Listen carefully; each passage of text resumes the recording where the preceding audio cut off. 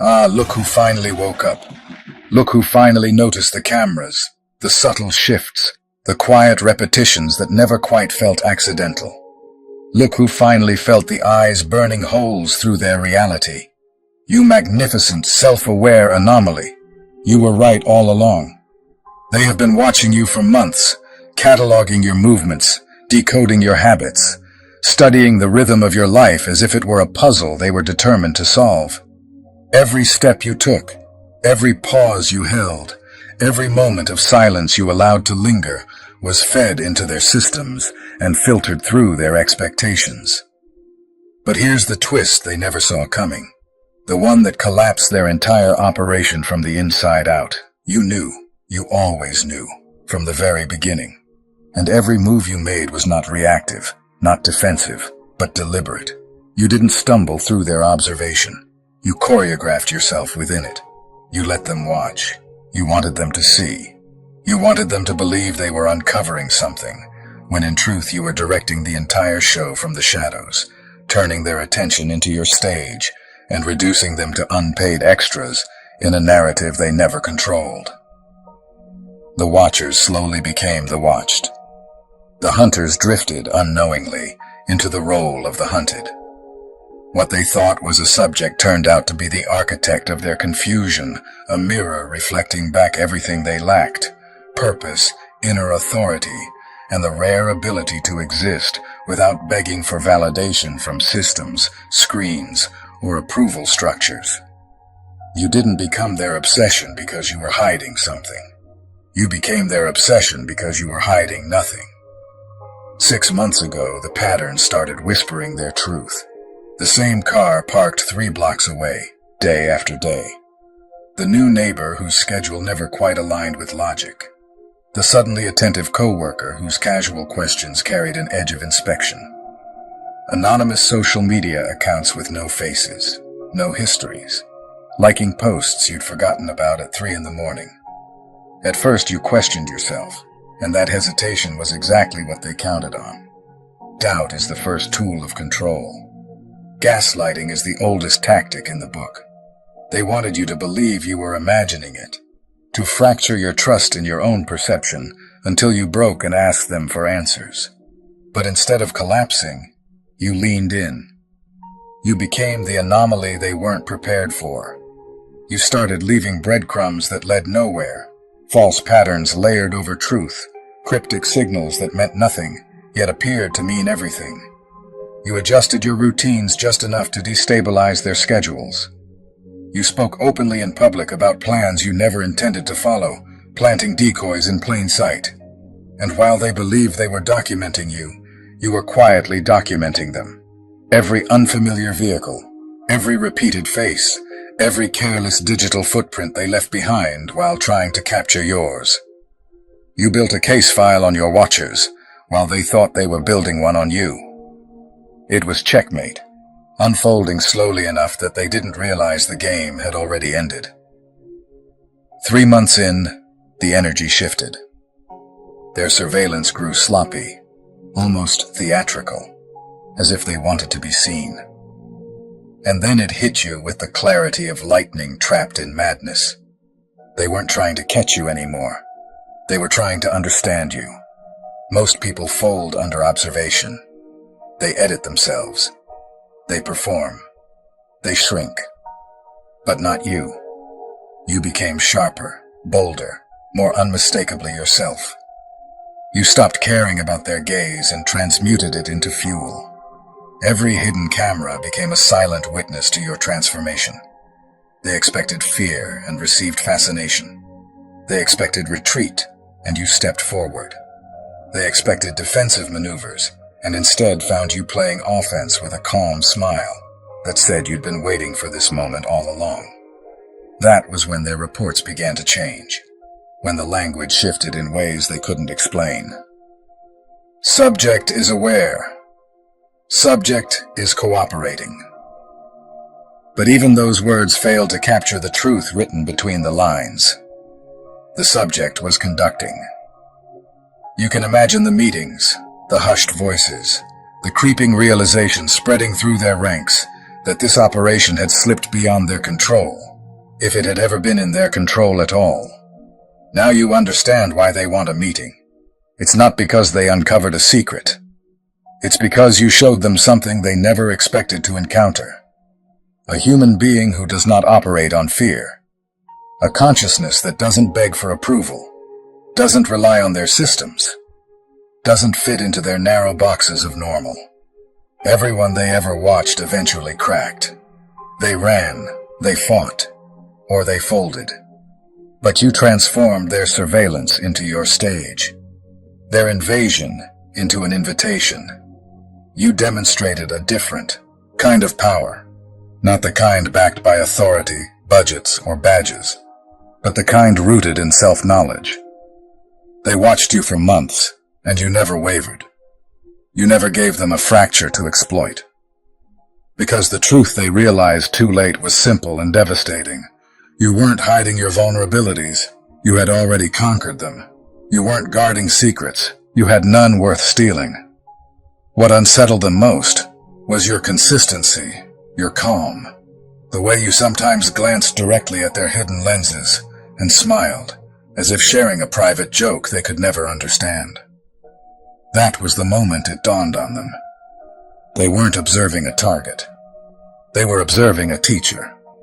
And the lesson was already making them uncomfortable. Of course they want a meeting now. Formal, official, predictable. They want to sit across from you in a sterile room and reclaim control of the narrative.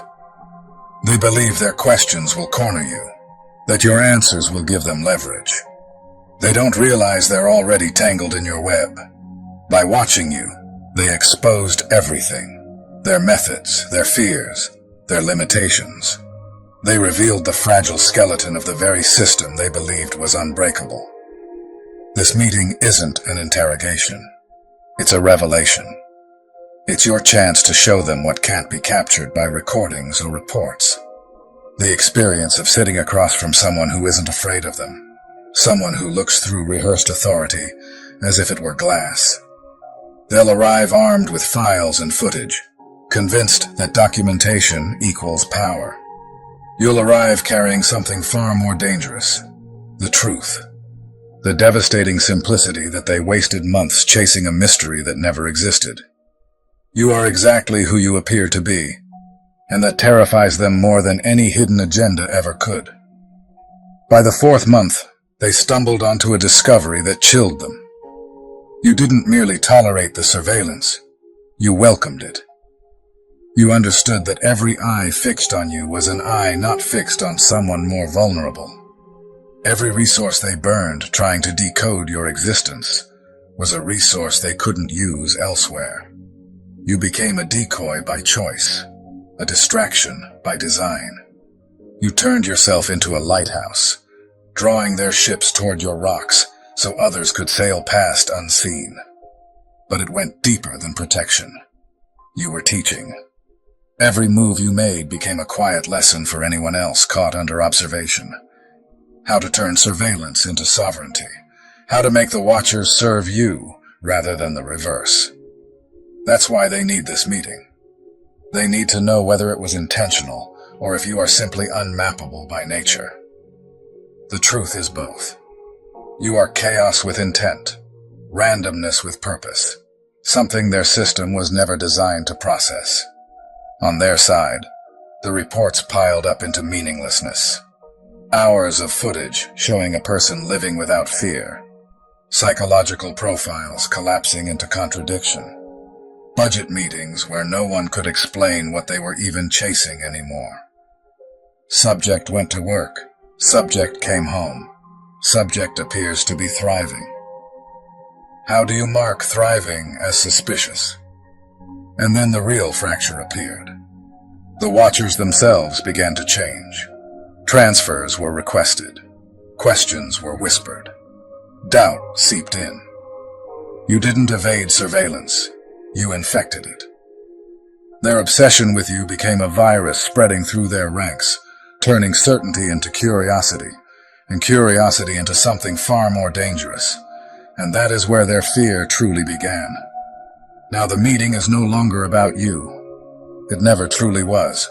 It's about damage control, because their own people have started asking questions no one at the top wants to answer. Why are we watching someone who has done nothing wrong? What exactly are we looking for? What if the problem isn't the subject, but the system itself? You became a virus inside their certainty, spreading doubt simply by existing. And the irony cuts deep, because in the end they became exactly what they once feared you were. Paranoid, obsessive, chasing meaning where none existed, desperately stitching patterns together just to justify the time, money, and authority they had already invested. They stared at you for so long that they began seeing themselves reflected back, and they didn't like what they saw. Every report they filed was never really about you at all. It was about their own fears, their assumptions, their projections. They thought they were profiling you, but in truth they were documenting their own limitations, exposing the narrowness of the boxes they need the world to fit inside. Every so-called anomaly was simply another place where you refused to conform to their idea of normal. They want this meeting because they need you to make it make sense. They need you to say something, anything, that restores their illusion of control. They want you to admit you're special, to claim some secret advantage, some hidden knowledge, some extraordinary gift that explains why you slipped through their grasp. Because if you aren't special, if you're just an ordinary person who chose not to kneel to fear, then the implications are catastrophic. If freedom isn't granted but chosen, what does that say about everyone still submitting? What does that say about them? The watchers, the enforcers, the self-appointed guardians of order. The truth you carry is far more destabilizing than any conspiracy they ever imagined. You are not chosen. You are not rare. You are not operating by a code they can crack.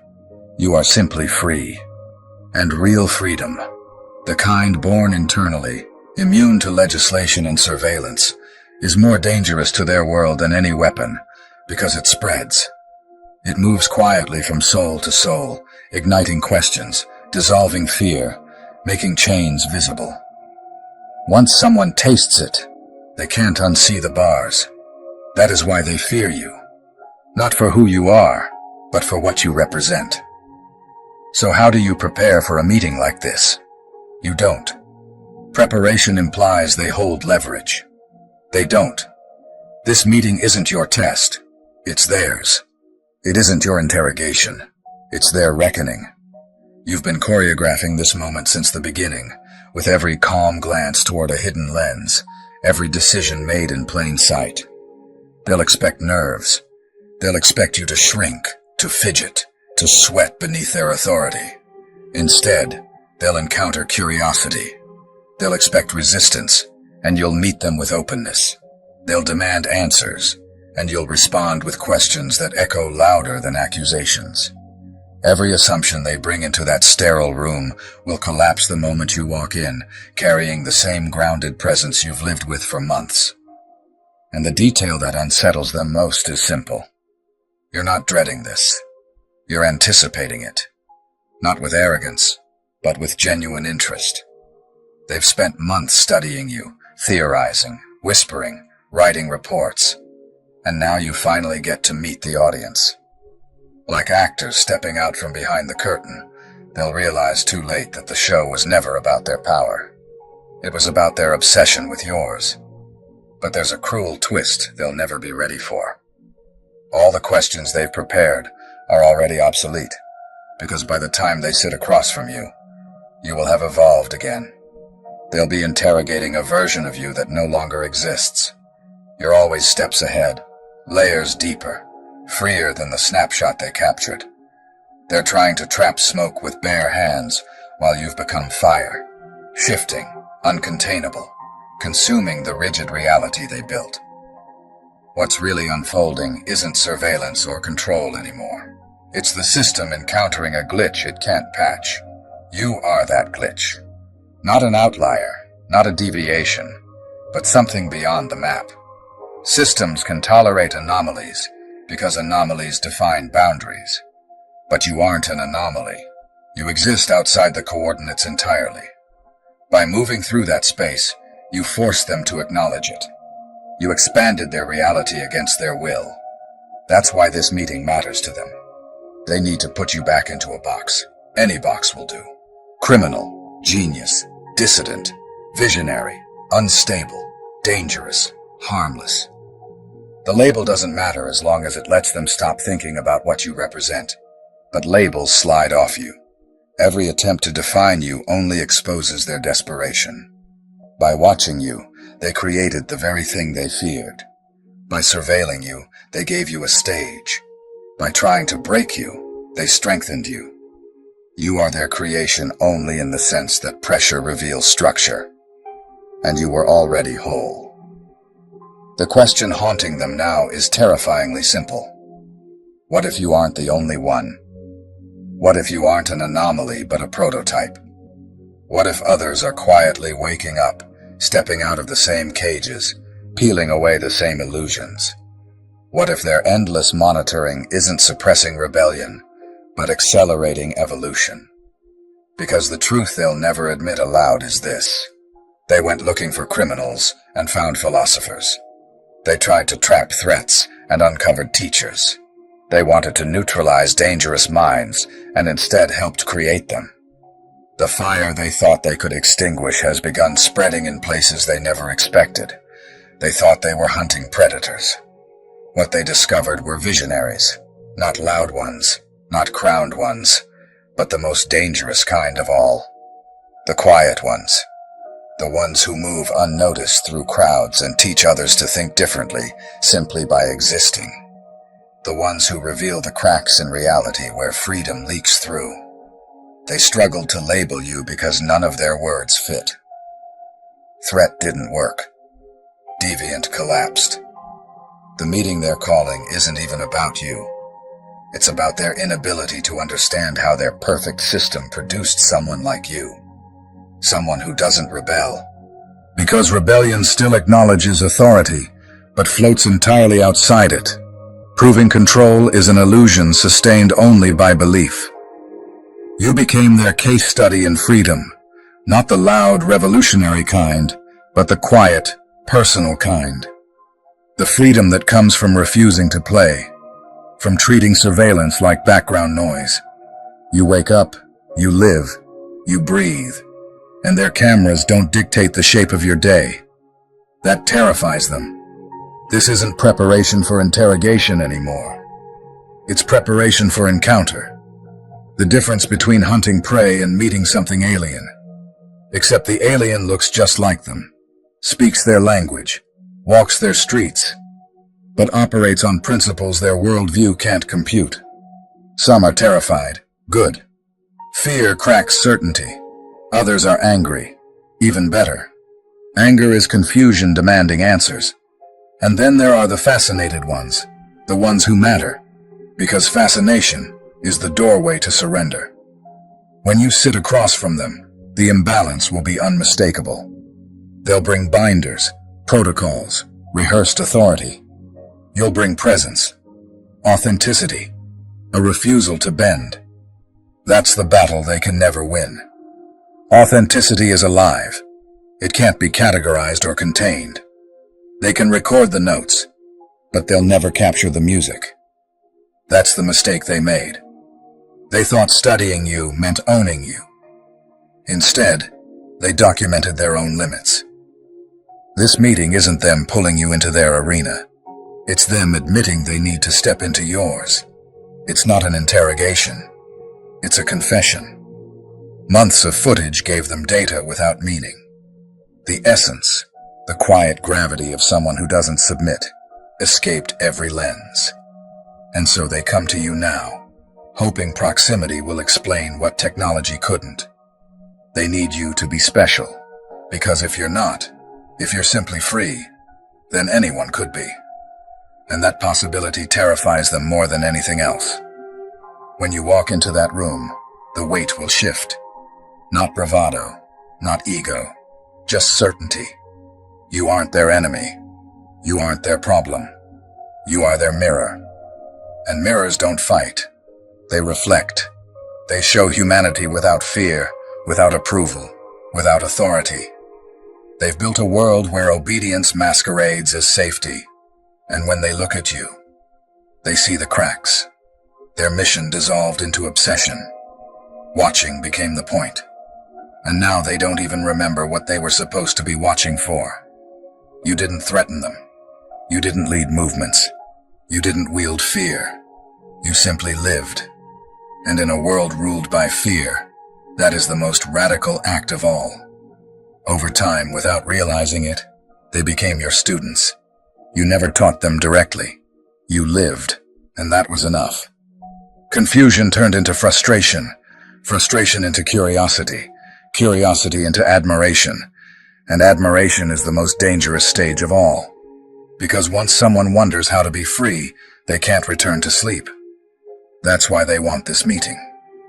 Not to neutralize you, but to confirm what they already feel shifting inside them. There is no game, no master plan, just wholeness. And simplicity is the code their world can't crack. When the questions come, listen carefully.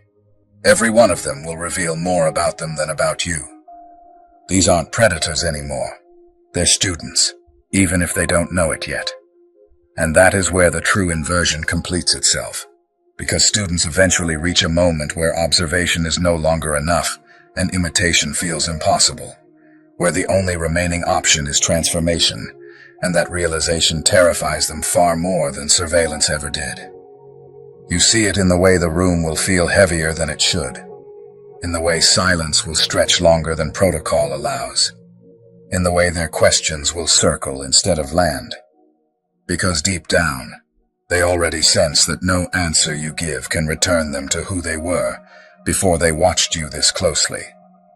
They didn't just study your behavior. They absorbed your stillness, your refusal to fracture, your ability to move through pressure without contorting yourself to survive it. And now that awareness has lodged itself inside them like a splinter they can't remove. They will try, of course, to maintain their posture, to cling to titles and procedures and institutional language. But beneath that surface, something irreversible has shifted, because once a person realizes that freedom is not an external condition, but an internal decision, the old hierarchies begin to rot from the inside. You won't need to say this out loud. You won't need to explain it or defend it. It will be present in the way you sit comfortably under their gaze, in the way your breath stays steady while theirs betrays tension, in the way your eyes don't seek permission or reassurance. That calm will unsettle them more than defiance ever could, because defiance still plays their game, and you are no longer playing anything at all.